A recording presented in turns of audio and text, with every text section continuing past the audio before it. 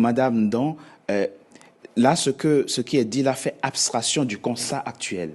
Le constat actuel, c'est qu'ils ne reviennent pas.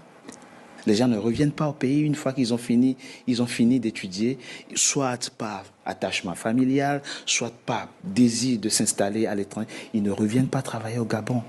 Comment on fait ? Alors, moi, je suis vraiment heureuse de voir l'engouement de mes compatriotes sur la question de la bourse des étudiants suspendus, parce qu'effectivement, c'est une proposition, enfin, c'est une décision qui n'a pas encore été actée. Et j'aurais aimé les entendre, justement, lorsque cette décision a été prise. Parce que c'est là où c'est justement ce que les Gabonais attendent de nous, d'être des porte-paroles, d'être de véritables porte-parole au moment où l'action est posée. Et en tant que député, je me propose justement de continuer à faire ce travail que j'ai commencé à faire. Maintenant, pour répondre clairement à votre question, monsieur Togbé, la véritable question est celle-ci. Pourquoi les étudiants ne rentrent pas? Et je crois qu'il faut traiter plutôt les causes. Absolument. Les causes que les symptômes. Parce que le fait que les étudiants ne rentrent pas, c'est une cause. La question est où sont les infrastructures? Où sont les conditions au retour? Je vous prends un simple exemple. Un étudiant ici, pour prendre l'exemple de mon frère, mon jeune frère, qui a signé l'engagement décennal, qui est venu faire l'école de douane ici. Pourquoi est-ce que cet étudiant n'aurait-il pas accès justement afin de préparer son retour sereinement?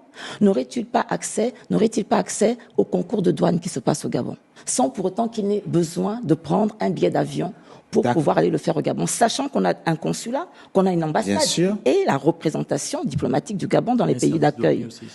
Oui, toutes ces choses. Donc, tout ça montre que on peut très bien trouver des solutions pour peu qu'il y ait une volonté politique. Donc, la question n'est pas pourquoi les étudiants... C'est très intéressant ce que vous dites. Mais c'est la réalité. Moi, je vous ai dit, ça fait des mois que je fais le terrain. Je n'ai pas attendu. Je suis sur le terrain depuis pratiquement le mois de janvier. Je parle avec les Gabonais. Et ils me disent, nous voulons rentrer. Je reviens du Canada. J'ai parlé avec des étudiants canadiens. Je suis même allé voir le haut commissaire de la représentation gabonaise au Canada. J'ai parlé de tout cela, que les Gabonais veulent rentrer.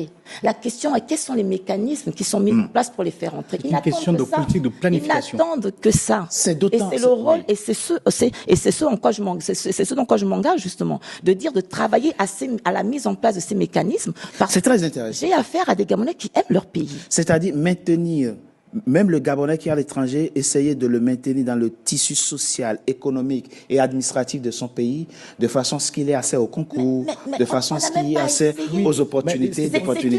C'est un droit. Oui, c'est un droit. Ce sont des Gabonais. Bien sûr, absolument. Les Gabonais de la diaspora ne sont pas des Gabonais de seconde zone. Ce sont des Gabonais à part entière et qui doivent avoir accès non seulement aux quotas de logement, parce qu'il y a des logements, des constructions qui se font en ce moment. Parce que pour rentrer sereinement, M. Togbé, je n'ai pas envie, moi, de rentrer, à aller vivre chez mon père ou chez ma mère. C'est vrai. Si à partir d'ici, avec justement ces entreprises étrangères qui absorbent nos compétences, si en tant que personne qui travaille ici dans mon pays d'accueil, je prépare sereinement en ayant accès justement à un quota en termes d'immobilier, en termes de construction immobilière, en termes d'accession justement au terrain, parce qu'il y a un programme en ce moment, un Gabonais, un titre foncier. Des Gabonais de la diaspora, doivent avoir accès à cela.